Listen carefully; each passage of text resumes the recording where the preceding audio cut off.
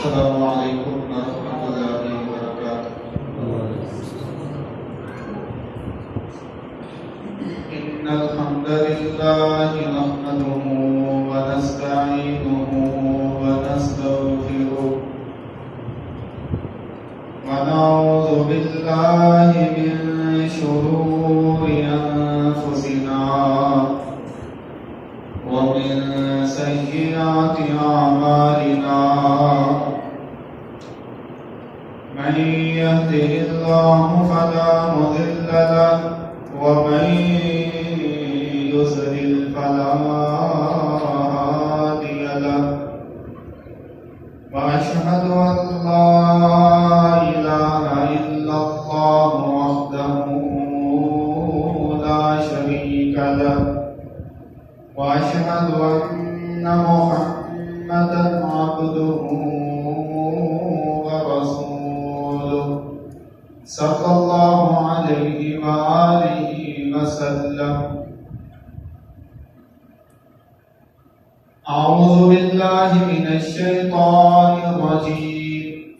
يا أيها الذين آمنوا اتقوا الله حق تقاته ولا تموتن إلا وأنتم مسلمون. بسم الله الرحمن الرحيم. يا أيها الناس اتقوا ربكم الذي خلقكم من نفس واحدة وخلق منها زوجها وبث منهما رجالا كثيرا ونساء واتقوا الله الذي تساءلون به والأرحام إن الله كان عليكم رقيبا. يا أيها الذين آمنوا اتقوا الله وقولوا قولا سديدا يصلح لكم أعمالكم ويغفر لكم ذنوبكم ومن يطع الله ورسوله فقد فاز فوزا عظيما. أما بعد فإن خير الحديث كتاب الله وخير الهدي هدي محمد صلى الله عليه وآله وسلم وشر الأمور محدثاتها وكل محدثة بدعة وكل بدعة ضلالة وكل ضلالة في النار. أعوذ بالله السميع العليم من الشيطان الرجيم من همزه ونفخه ونفثه. ولا يأتل أولو الفضل منكم والسعة أن يؤتوا أولي القربى والمساكين والمهاجرين في سبيل الله وليعفوا وليصفحوا. ألا تحبون أن يغفر الله لكم والله غفور رحيم.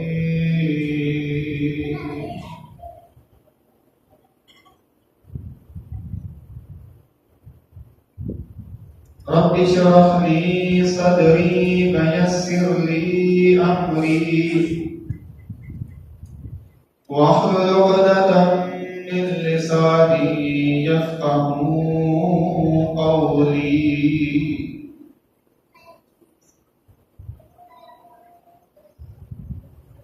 रब्बी अऊज़ु बिका मिन हमाज़ातिश शयातीन व अऊज़ु बिका रब्बी अन यहदुरून।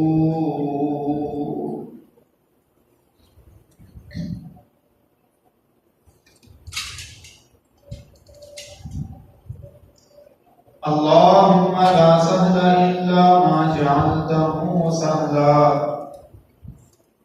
व अन्ता तजअलुल हज़ना इज़ा शि'ता सहला।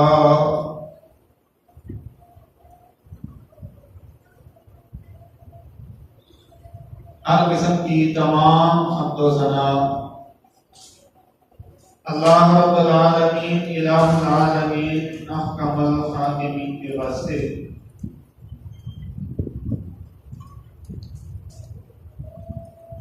जो खालिक है, मालिक है, राज़िक है। बेशुमार तादाद दरूद व सलाम इमामुना फिद दुनिया वल आखिरह व इमामुना फिल जन्नह, इमामुल अव्वलीन, इमामुल आखिरीन, इमामुन नबिय्यीन, इमामुल मुरसलीन, इमामुल मुत्तक़ीन, इमामुल मुस्तग़फिरीन, इमामुल मुनीबीन, इमामुस साबिरीन, इमामुश शाकिरीन, इमामुल हुदा, इमामुत तक़वा, इमामुल गिना, इमामुल अंबिया, खतीबुल अंबिया, खातमुल अंबिया मुहम्मदुर रसूलुल्लाह सल्लल्लाहु अलैहि व आलिहि वसल्लम। आपकी बाबरकत ज़ाते गिरामी के वास्ते हर किस्म की बख्शिश और रहमत की बुलंदी दर्जात की दुआ अहले बैत सहाबा इकराम रिज़वानुल्लाहि अलैहि अजमाइन और औलिया इकराम रहमहुल्लाह के वास्ते। बागरी चिट्ठी डाले ऊपर के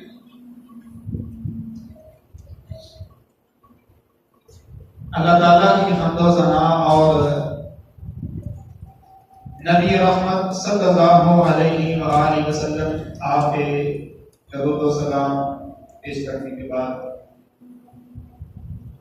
सूरतुन नूर की एक आयत करीमा आपके सामने तिलावत की है। सूरतुन नूर के 24 नंबर आयत है और इसकी 22 नंबर आयत आपके सामने अभी पड़ी है। इस आयत की रोशनी में चूंकि माह मुहर्रम, इसमें अज़मत सहाबा, मनाक़िब सहाबा और इस तरह अहलुल बैत रिज़वानुल्लाहि अलैहि अजमाइन इन्हीं की सीरत तय्यबा के हवाले से खुतबात और दुरूस वगैरह का सिलसिला शुरू होता है।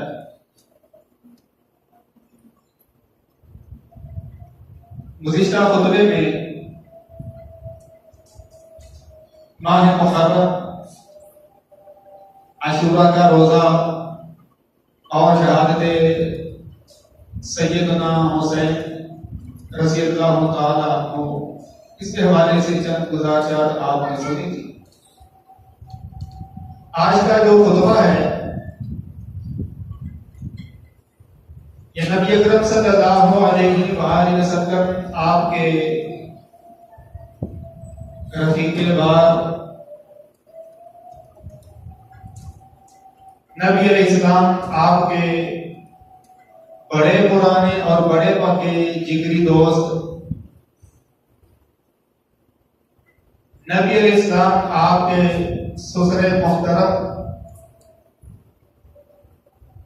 और आपके बाद इस उम्मत का सहारा, इस उम्मत को संभालने वाले खलीफा अव्वल सैयदना अबू बकर as-सिद्दीक रज़ियल्लाहु ताला अन्हु, इनकी सीरत के हवाले से चंद गुज़ारिशात है।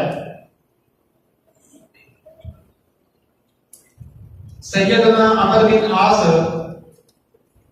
रज़ियल्लाहु अन्हु फरमाते हैं, एक ग़ज़वे में मुझे नबी अलैहिस्सलाम ने भेजा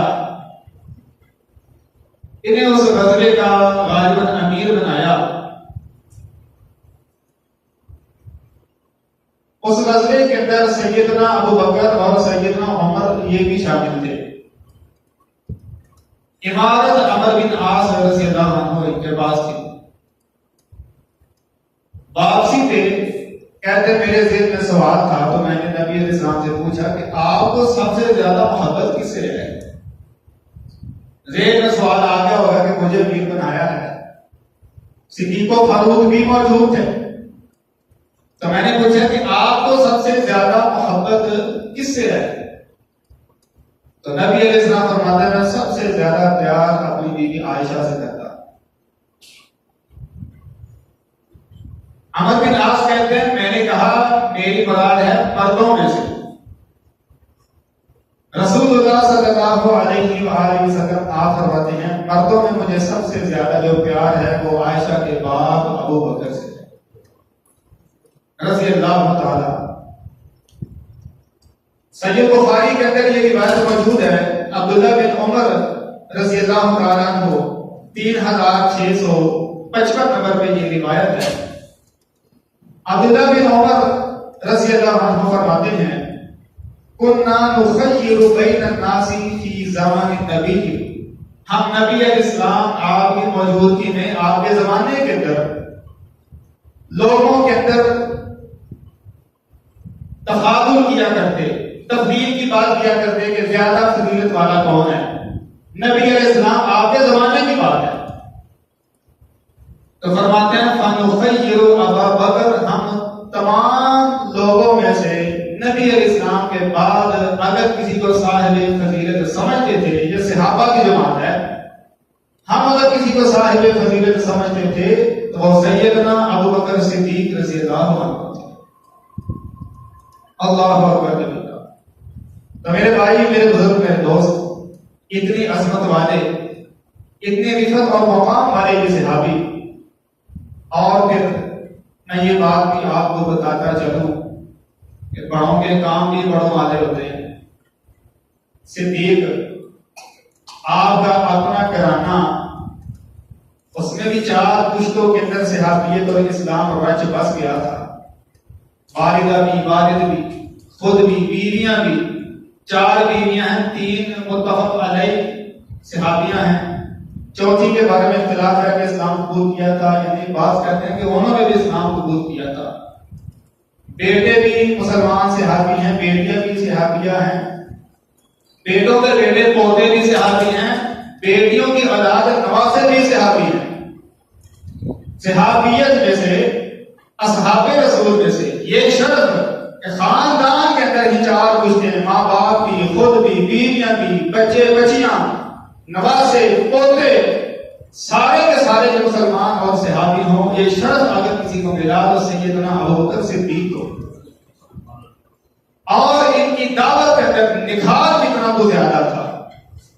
फरमाया अल्लाह ताला ने वमन अहसनु कौलन मिम्मन दआ इलल्लाह, उस बंदे से अच्छी बात किस पे हो सकती है जो अल्लाह की तरफ बुलाता है। आप इस बात पे हैरान होंगे, सैयदना अबू बकर सिद्दीक रज़ियल्लाहु अन्हु, इनकी दावत पे जिन लोगों ने इस्लाम कबूल किया था वो इस्लाम में इतने निखर के दाखिल हो गए कि 5 सहाबी अशरा मुबशरा, सैयदना उस्मान, सैयदना तलहा, सैयदना जुबैर, सैयदना अब्दुर्रहमान बिन औफ, सैयदना साद बिन अबी वक़ास रिज़वानुल्लाहि अलैहिम अजमाइन, ये 5 सहाबी, इनका शुमार अशरा मुबशरा के अंदर होता है। और ये पांचों के पांचों सहाबी सिद्दीक की दावत पे इन्होंने इस्लाम कबूल किया। अंदाजा कीजिए कि कितनी साफ सुथरी और निखरी दावत थी। ऐसा ईमान इस्लाम रच बस गया था कि इनकी दावत पे जो मुसलमान हुआ है वो कोई मामूली नहीं, अशरा मुबशरा के अंदर वो 5 सहाबा का नाम शुमार किया जाता है। अल्लाह अकबर। दोबारा मेरे भाई, मेरे बुजुर्ग, मेरे दोस्त, सिद्दीक की अजमत के क्या कहने हैं। नबी अलैहिस्सलाम आपका एक खुतबा जो मैंने सहीह बुखारी से, सहीह मुस्लिम से, इब्न माजा से, फज़ाइल सहाबा इमाम नसाई की और फज़ाइल सहाबा इमाम अहमद बिन हंबल रहमहुल्लाह, इन किताबों से जो आपका खुतबा है उसे जो अखज़ किया है वो खुतबा मैं आपके सामने रखता हूँ। सैयदना अब्दुल्लाह बिन अब्बास रज़ियल्लाहु अन्हु फरमाते हैं, विफात से 5 दिन कबल नबी अलैहिस्सलाम विफात से 5 दिन कबल शदीद बीमारी की हालत के अंदर, यहां तक कि नबी अलैहिस्सलाम ने अपने सर मुबारक पे पट्टी बांध रखी थी। सर में शदीद किस्म का दर्द था, सर में पट्टी बांध रखी है, शदीद बीमारी के वो अयाम हैं। और इस खुतबे के 4-5 दिन बाद रसूलुल्लाह इस दुनिया से चले गए। इब्ने अब्बास फरमाते हैं, इस अंदाज के अंदर सर पे पट्टी बांध के, ये बड़ी अहम को बात होगी। आप मस्जिद में तशरीफ लाए, नबी इस्लाम मिंबर पे बैठ गए, फहमिदल्लाह व अस्ना अलैहि, अल्लाह की तारीफ बयान की, उसकी सना बयान की, जिस तरह खुतबा दिया जाता है। यानी सिद्दीक की फजीलत पे नबी अलैहिस्सलाम ने विफात से 5 दिन कबल सर मुबारक पे दर्द की वजह से पट्टी बांध रखी है, शदीद बीमार हैं, उस मिंबर पे बैठ गए। आपने फरमाया कि ये मेरे मिंबर से मेरे घर तक जो फासला है ये जन्नत के बागों में से 2 बाग है। उस मिंबर पे बैठ के सिद्दीक की फजीलत को बयान किया है। 3 बातें रसूलुल्लाह ने वहां पे बयान करनी। सबसे पहली बात आप फरमाते हैं, अल्लाह की हम्द व सना बयान करने के बाद, इन्ना मिन अमन नासी अलैया, सबसे ज्यादा मुझ पे जिस बंदे ने एहसान किए हैं, सबसे ज्यादा मुझ पे जिस बंदे ने एहसान किए हैं 2 बातों में, सोहबत के जरिए कि हर वक्त मेरे साथ ही वो बता रहा, और माल के जरिए कि उस बंदे ने सबसे ज्यादा माल मुझ पे खर्च किया है। और इब्ने माजा के जो अल्फाज हैं, आप फरमाते हैं, मा नफानी मालू, मुझे किसी माल ने इतना ज्यादा फायदा नहीं दिया, मा नफानी मालू अबी बकर, जितना मुझे फायदा अबू बकर के माल ने दिया है। खुतबा क्या है? विफात से 5 दिन कबल का सबसे ज्यादा मुझे जिस बंदे ने वक्त दिया है। ये वो मौके के मुश्किल हालात के सामने रखिए, जब सारा ही मक्का आपकी जान का दुश्मन बन गया था, और इन हालात के अंदर नबी अलैहिस्सलाम के साथ रहना क्या ही कमाल की बात है। फरमाया सबसे ज्यादा मुझे जिस बंदे ने वक्त दिया है वो अबू बकर है, और मुझे किसी के माल में इतना फायदा नहीं दिया जितना फायदा मुझे अबू बकर के माल ने दिया है। इब्ने माजा के अल्फाज हैं, फबाका अबू बकर, ये बात सुन के अबू बकर रोने लग गए। सहाबा भी बैठे थे, सिद्दीक भी बैठे थे। फबाका अबू बकर ये बात सुन के रोने लग गए, आंखों से आंसू जारी हैं। वकाला, और फरमाया अबू बकर ने, हल आना व माली इल्ला लगा या रसूल अल्लाह, आंखों से आंसू जारी हैं। और अबू बकर फरमाते हैं, ऐ अल्लाह के रसूल, मैं और मेरा माल आपके लिए बकत है, मेरी जान भी हाजिर है, मेरा माल भी हाजिर है, सोने आपके लिए। अल्लाह अकबर। दूसरी बात नबी अलैहि फरमाते हैं, वलौ कुन्तु मुत्तखिदन खलीलन, अगर मैं किसी को खलील बनाता, दोस्त को खलील कहते हैं। खलील के लिए मुख्तलिफ अल्फाज हैं, खलील भी होता है, एक सदीक भी होता है। सिद्दीक कहते हैं सच्चे को, सदीक दोस्त को, हमीद भी दोस्त होता है, मौला वली, इसका मतलब भी दोस्त है। 4-5 बहुत से लफ्ज़ दोस्त पे बोले जाते हैं, लेकिन जो खलील है ना, खुल्दत,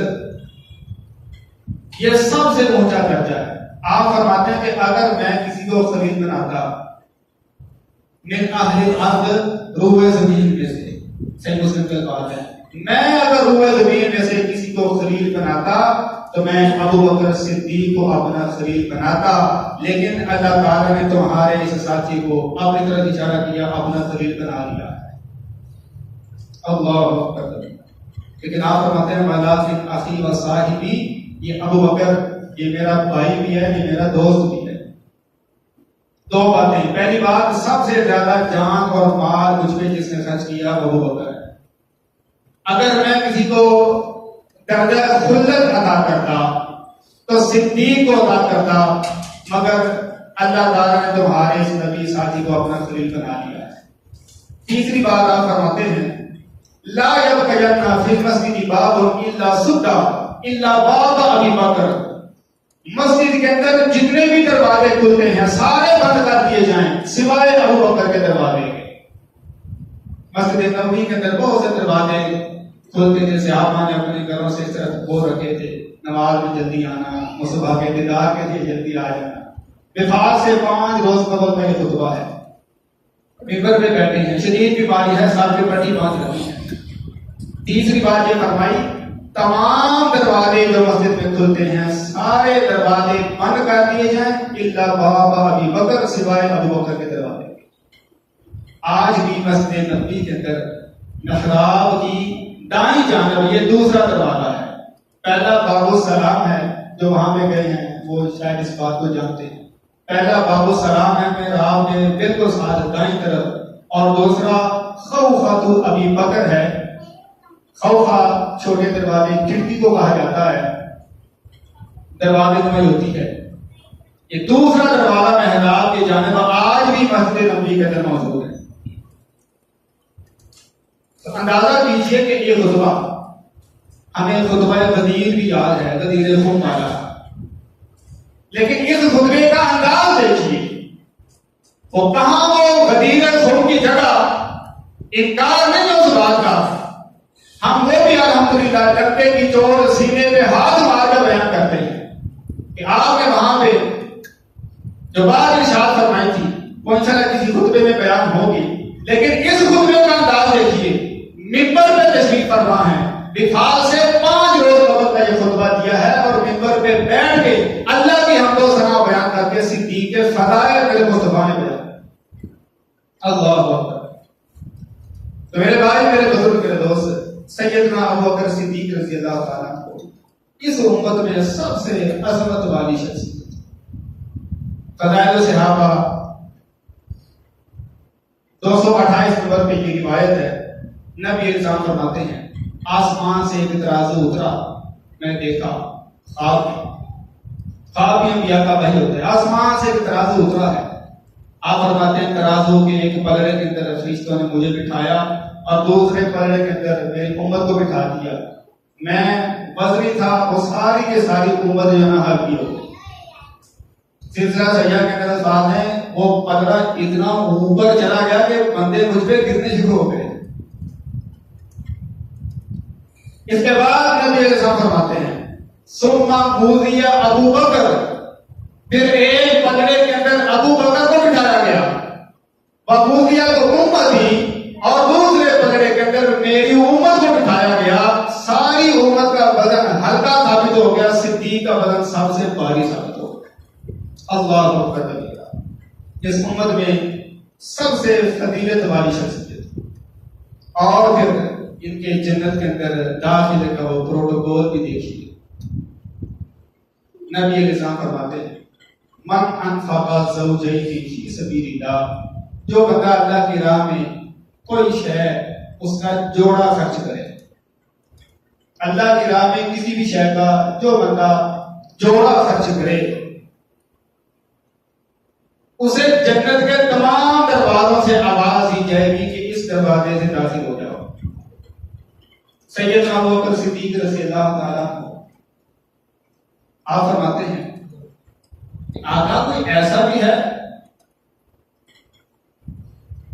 कि जिसे सारे दरवाजों से आवाज दी जाएगी, हालांकि एक ही दरवाजे से दाखिल होना काफी है।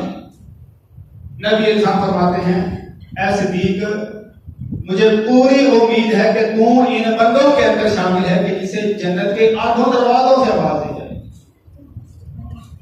और फज़ाइल सहाबा अहमद बिन हंबल रहमहुल्लाह उसमें ये रिवायत है, आप फरमाते हैं अव्वलु मन यदखुलुल जन्नत मिन उम्मती, मेरी उम्मत में से सबसे पहले जो जन्नत में दाखिल होगा अबू बकर सिद्दीक दाखिल होगा। रज़ी अल्लाह ताला। और जन्नत के अंदर फिर मुकाम और मर्तबा क्या है? इब्न माजा के अंदर, तिरमिज़ी के अंदर रिवायत है, नबी इल्ज़ाम फरमाते हैं जन्नत के जो कम दर्जे वाले लोग होंगे, जन्नत में ऊंचे दर्जात वाले लोगों को इस तरह देखेंगे कि जिस तरह को जमीन पे बैठ के आसमान पे चमकने वाले सितारे को देखता है। जितना ज्यादा फासला मरातिब और दर्जात का ये है ना, तो जमीन पे बैठ के आसमान पे चमकते हुए सितारे को देखे। फरमाया जन्नत के अंदर कम दर्जात वाले ऊंचे दर्जात वालों को इस तरह देखेंगे। और आप फरमाते हैं कि अबू बकर और उमर इन्हीं ऊंचे दर्जात वालों में शामिल हैं कि जिन्हें चमकते हुए सितारे की तरह जन्नत में देखा जाए। अल्लाह अकबर। ये फजीलत क्यों ना होती? जन्नत के बडेरों के सरदार जो अबू बकर और उमर हैं।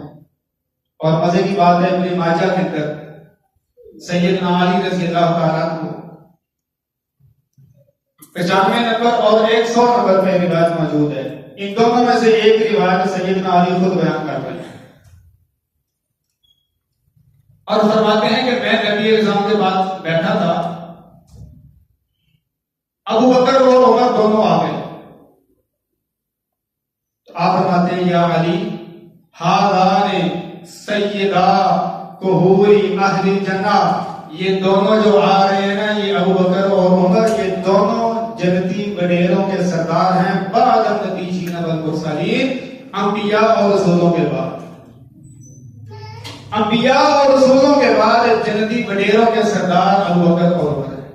अब सरदारों का मर्तबा तो थोड़ा था, ऐसे ऊंचे दर्जात होंगे जिस तरह चमकते सितारे आसमान के देखे जाते हैं, जन्नत के अंदर भी ऐसे ऊंचे दर्जात के। अल्लाह अकबर। एक रिवायत में जो रज़ी अल्लाह अन्हुम के बारे में अल्फाज है कि जन्नती नौजवानों के सरदार हैं। इसकी तस्वीर को ज़बान इस तरह दी है कि जो जवानी के अंदर इस दुनिया से जाने वाले हैं, वो जब जन्नत में जाएंगे तो उनके सरदार हसनैन करीमैन होंगे। और इस उम्मत के जो बड़ेरे बाबे जो बुजुर्ग वो फौत होंगे, जन्नत के अंदर जाएंगे। वहां पे चूंकि सारे ही नौजवान होंगे, लेकिन बडेरे जो हैं, बडेरों के सरदार सैयदना अबू बकर और सैयदना उमर होंगे। अल्लाह अकबर। तो मेरे भाई, मेरे बुजुर्ग, मेरे दोस्त, फिर यही वजह है कि अहले बैत उन्होंने भी सैयदना अबू बकर सिद्दीक रज़ी अल्लाह ताला को इनकी फजीलत उनके नगमे गुनगुनाए हैं। सैयदना अली रज़ी अल्लाह अन्हु से पूछा गया, पूछने वाले कौन थे? अपने ही बेटे मोहम्मद बिन हनफिया। ये मोहम्मद बिन हनफिया कौन है? हसनैन करीमैन के बाद सैयदना अली की औलाद में से सबसे ज्यादा जिस बंदे की फजीलत है वो मोहम्मद बिन हनफिया के बेटे की फजीलत है। फरमाते हैं कि मैंने, सैयद बुखारी के अंदर मौजूद है, मैंने एक दफा सैयदना अली से पूछा कि इस उम्मत में रसूलुल्लाह के बाद सबसे ज्यादा फजीलत किस बंदे की है? सैयदना अली फरमाते हैं इस उम्मत में सैयदना नबी इस्लाम के बाद इस उम्मत में सबसे ज्यादा फजीलत अबू बकर सिद्दीक की है। बेटे कहते हैं, मैंने कहा सुम्मा मत, फिर किसकी है? फरमाया सुम्मा उमर, फिर सैयदना उमर की है। वो कहते हैं फिर मैंने अपना सवाल बदल लिया कि कहीं अब ये उस्मान का नाम ना ले लें, तो मैंने कहा कि उसके बाद फिर आपकी अजमत है। तो ये अपनी आजिज़ी और इंकिसारी थी। फरमाने लगे मैं तो मुसलमानों की जमात में से एक मुसलमान बंदा, ये अपनी आजिज़ी और अपनी इंकिसारी। और यहीं पे बस नहीं,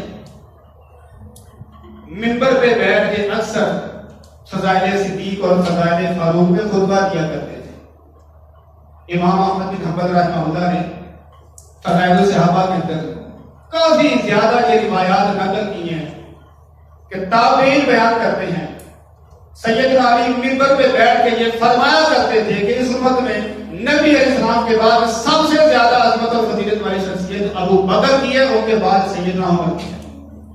अल्लाह अकबर। फिर यही वजह है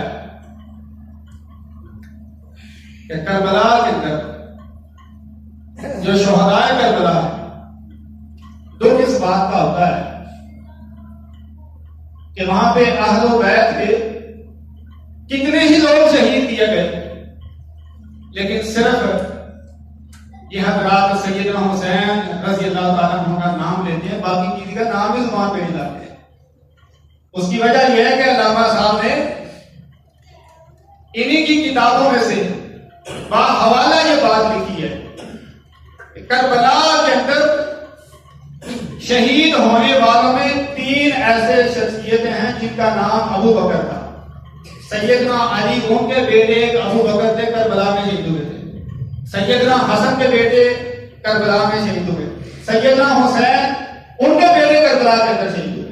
3 अबू बकर मैदान करबला के अंदर शहीद होते हैं, लेकिन उनका नाम नहीं लिया जाता।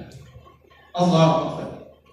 और फिर मजे की बात यह है कि इस उम्मत के अंदर ये जो आदत डाली है, रीत डाली है उम्मत के अंदर, अपने बच्चों के नाम इनके नाम में भी रखने चाहिए। उम्मत में सबसे पहले जिस बंदे ने अपने बेटे का नाम अबू बकर के नाम पे रखा ना, उनका नाम है सैयदना अली।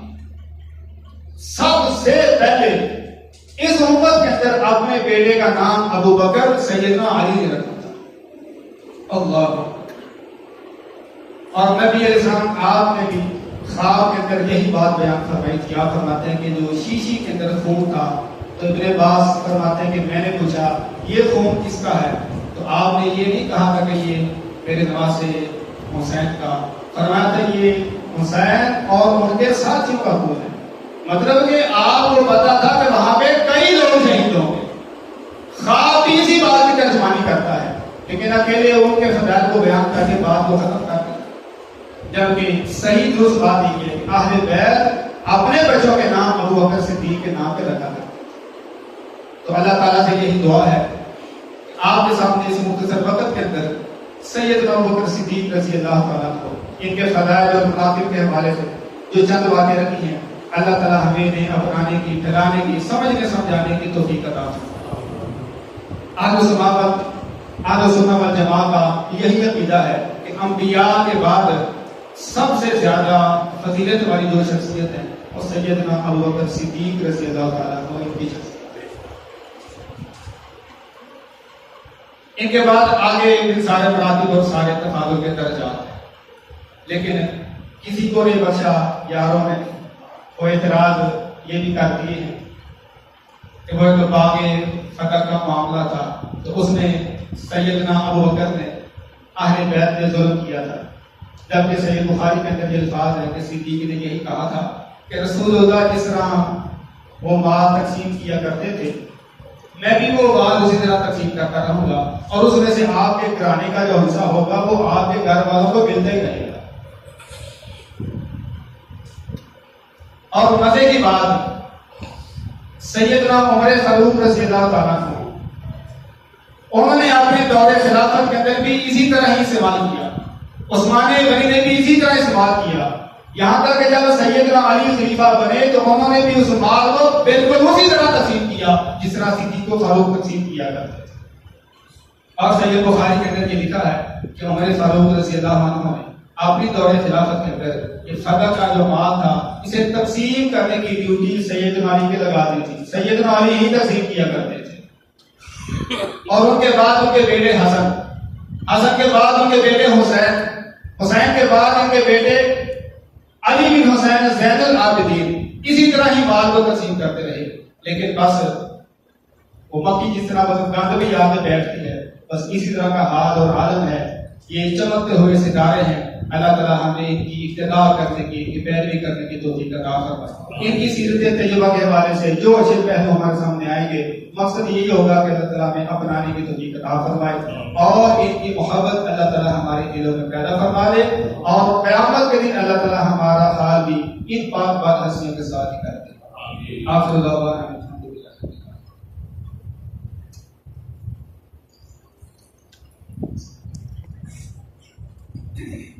गुज़िश्ता खुतबे के अंदर भी ऐलान किया था कि मस्जिद की इंतजामिया की तरफ से सोलर के हवाले से इंतजाम करने का जो प्रोग्राम बनाया है, काफ़ी बड़ा ये प्रोग्राम है। तकरीबन 15 से 20 लाख रुपए के लगभग खर्चा है।